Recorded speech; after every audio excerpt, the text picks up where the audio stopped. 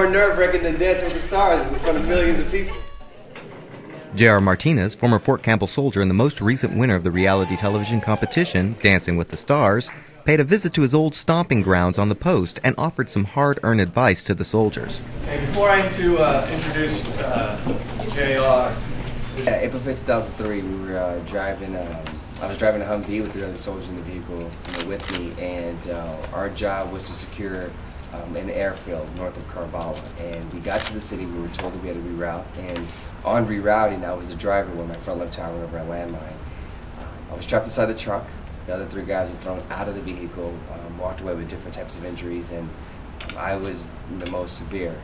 And I was burned over 40% of my body, and I remember everything. I mean, I really remember, thinking and feeling my body changing, but thinking that my life was going to end.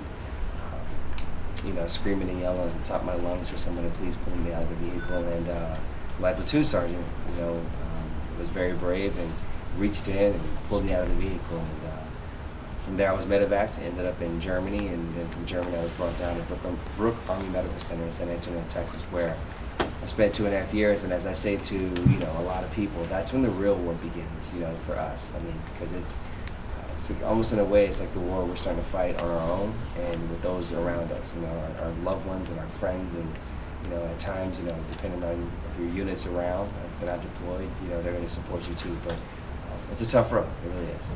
Because there's no book, there's no show, there's no video game that can prepare you for a deployment, that can prepare you for the responsibility that you have individually, but then collectively as a whole, overseas or even back here at home. But there's also none of that to prepare you for when you're injured. You're 19 years old and your life, it's like your Humvee is completely upside down. And you're like, how do I get out of this, without getting out, upside down? I want to get up and I want to walk and I want to stand as any other person would. We all face some kind of adversity. And when you face that adversity, we all ask that question. We've all asked it. Why? A 3-letter word, why? And you ask that question because you want to get an answer, because you want to understand what the purpose of all of this is. Why am I going through this? Why is one of my friends going through this? What is the purpose of it? And I think the most frustrating part about that question is that you can ask every single person in this room, and they won't be able to give you that answer. When I saw my face, when I saw my body, when I knew that I was going to be okay and I was going to be able to go on and live life, it's like, why? What was the purpose of this?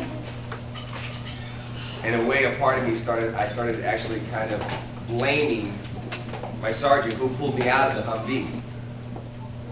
I'm like, why did he pull me out? I could have just been left there and,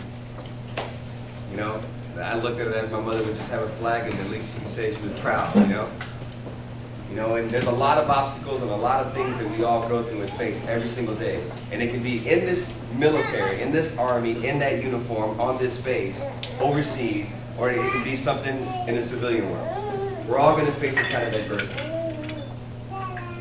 But I like to believe that we're all especially equipped with whatever it is that we need to overcome the adversity that we face. After a visit to Fisher House, Martinez spent some time trying to match the moves of some of Fort Campbell's dependents at Skies Unlimited.